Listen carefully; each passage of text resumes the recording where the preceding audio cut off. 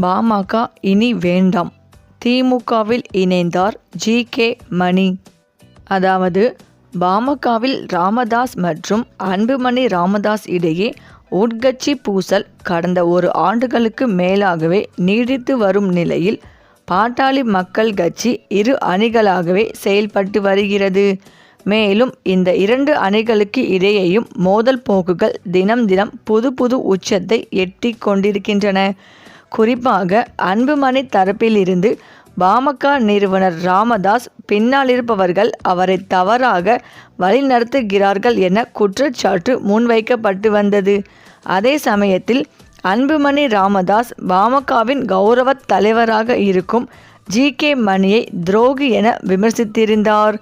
இந்த நிலையில்தான் ராமதாசும் அன்புமணியும் ஒன்றாக இணைவார்கள் எனில் கட்சியை விட்டு வெளியேற தயார் என்று ஜி.கே. மணி பத்திரிகையாளர் சந்திப்பில் தெரிவித்துள்ளார். சென்னை பத்திரிகையாளர் மன்றத்தில் செய்தியாளர்களை சந்தித்த ஜி.கே. மணி, அன்புமணி என்னை துரோகி என கூறியது வேதனையாக இருக்கிறது. அன்புமணியை மத்திய அமைச்சராக நானே பரிந்துரை செய்தேன்.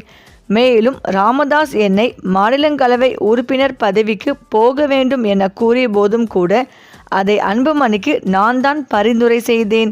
இப்படி அவருக்கு எந்த கெடுதலும் செய்யாத என்னை பார்த்து துரோகி, அப்பாவையும் என்னையும் பிரித்து விட்டார் என்று கூறுவது வேதனையாக இருக்கிறது. அவர்தான் ராமதாஸை கண்கலங்க வைத்து வருகிறார். ராமதாசும் அன்புமணியும் உட்கார்ந்து பேசினால்தான் இந்த பிரச்சனைக்கு தீர்வு கிடைக்கும். அன்புமணியும் ராமதாசும் இணைவதாக இருந்தால் நான் கட்சியை விட்டு விலக தயார். மேலும் சட்டமன்ற உறுப்பினர் பதவியையும் ராஜினாமா செய்ய தயார் என தெரிவித்துள்ளார்.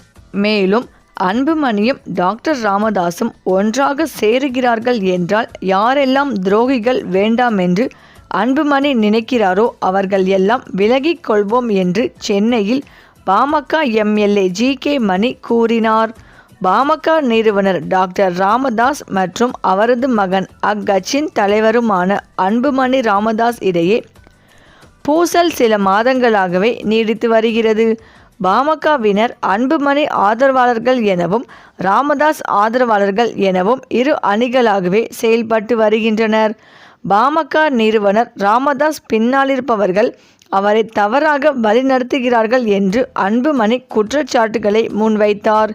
மேலும் அன்புமணி ராமதாஸ் பாமகவின் கௌரவ தலைவரும் எம்.எல்.ஏ.வுமான ஜி.கே. மணியை துரோகி என விமர்சித்தார்.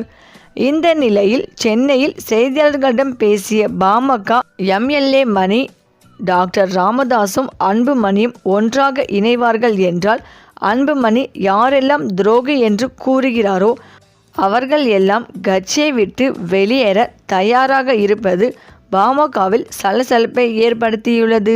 சென்னை பத்திரிகையாளர் மன்றத்தில் செய்தியாளர்களை சந்தித்த ஜி.கே. மணி கூறுகையில், அன்புமணி என்னை துரோகி என கூறியது வேதனையாக இருக்கிறது. அன்புமணியை மத்திய அமைச்சராக நானே பரிந்துரை செய்தேன்.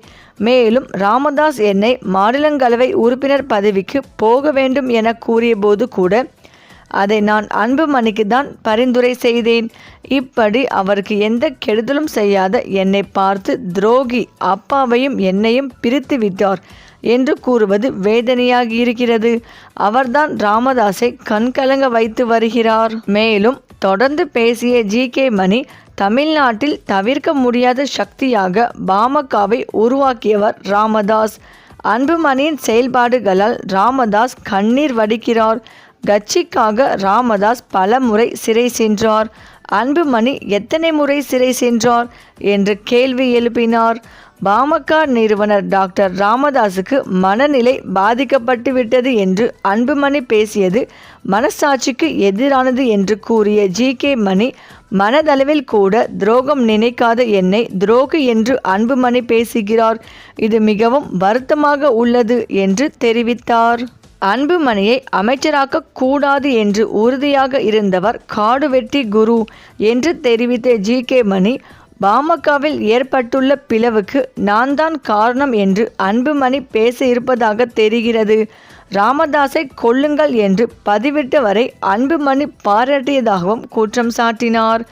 மேலும் நாங்கள் துரோகிகள் என்று நீங்கள் நினைத்தால் நாங்கள் ராஜினாமா செய்துவிட்டு விலகிக் கொள்கிறோம்.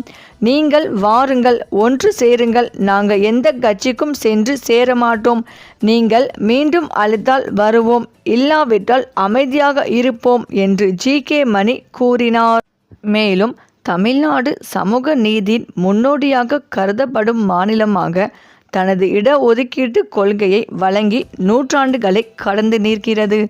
1920களில் இருந்தே தொடங்கிய இந்த பயணம் பிராமணர் அல்லாத மக்களின் உரிமைகளை பாதுகாக்கும் வகையில் உருவெடுத்தது. இந்த ஒதுக்கீடுகள் தமிழ்நாட்டில் 89% மக்கள் தொகைக்கு சமூக நீதியை உறுதி செய்யும் வகையில் வடிவமைக்கப்பட்டவை. கல்வியில் தொடங்கி அரசியல் வரை இடஒதுக்கீடு என்பது முக்கியத்துவம் பெற்றுள்ளது. கல்வியில் மதிப்பெண் மற்றும் இடஒதுக்கீடு அடிப்படையில் இடங்கள் ஒதுக்கப்படும் போது பொருளாதார ரீதியில் பின்தங்கிய மக்களும் முன்னேற வழிவகுக்கிறது. இந்த நிலையில் தென் தமிழ்நாட்டை மையமாக கொண்டு வாழக்கூடிய முக்குலத்தோர் மக்களுக்கு தனி இடஒதுக்கீடு வழங்க வேண்டும் என பாமக கௌரவ தலைவர் ஜி.கே. மணி வலியுறுத்தியுள்ளார். முக்குலத்தோர் மக்கள் மட்டுமல்ல, தமிழ்நாட்டில் உள்ள அனைத்து சமுதாய மக்களுக்கும் தனித்தனி இடஒதுக்கீடு அளிக்க வேண்டும் என்று தெரிவித்துள்ளார். பசும்பொன் முத்துராமலிங்க தேவர் 118வது ஜெயந்தி விழா மற்றும் 68வது குரு பூஜை கொண்டாடப்பட்ட நிலையில் பல்வேறு அரசியல் கட்சியினர் முத்துராமலிங்க தேவர் சிலைக்கு மரியாதை செலுத்தி வந்தனர். முதலமைச்சர் ஸ்டாலின், துணை குடியரசுத் தலைவர் சி.பி. ராதாகிருஷ்ணன், டிடிவி தினகரன் உள்பட ஏராளமான அரசியல் கட்சிகளினர் மரியாதை செலுத்தி வருகின்றனர். இந்த நிலையில் மதுரையில் தேவர் சிலைக்கு மரியாதை செலுத்திய பின் ஜி.கே. மணி இதனை வலியுறுத்தியுள்ளார். தமிழ்நாடு சமூக நீதியின் முன்னோடியாக கருதப்படும் மாநிலமாக தனது இடஒதுக்கீட்டு கொள்கையை வழங்கி நூற்றாண்டுகளை கடந்து நிற்கிறது.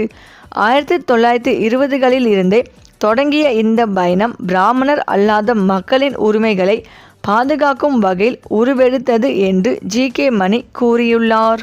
மேலும் பாமகவில் நிறுவனர் ராமதாஸ் மற்றும் அன்புமணி இடையே மோதல் போக்கு உச்சக்கட்டத்தை எட்டியுள்ள நிலையில் ராமதாஸ் தரப்பு திமுக கூட்டணியில் இணைய இருப்பதாகவும், அன்புமணி தரப்பு அதிமுக பாஜக கூட்டணியில் இணைய இருப்பதாகவும் அரசியல் வட்டாரத்தில் பேசப்படுகிறது.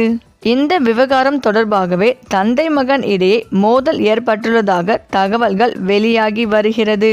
இருந்தாலும் பாட்டாளி மக்கள் கட்சியும் தேசிய முற்போக்கு திராவிட கழகமும் இதனை தற்போது வரை வெளிப்படையாக அறிவிக்கவில்லை என்றாலும் தங்களது கூட்டணி குறித்து அறிவிக்கப்பட்டால் தேசிய ஜனநாயக கூட்டணியில் தொடர்வதாகவே அறிவிக்கும் என்று அரசியல் வட்டாரத்தில் பரவலாக பேசப்படுகிறது.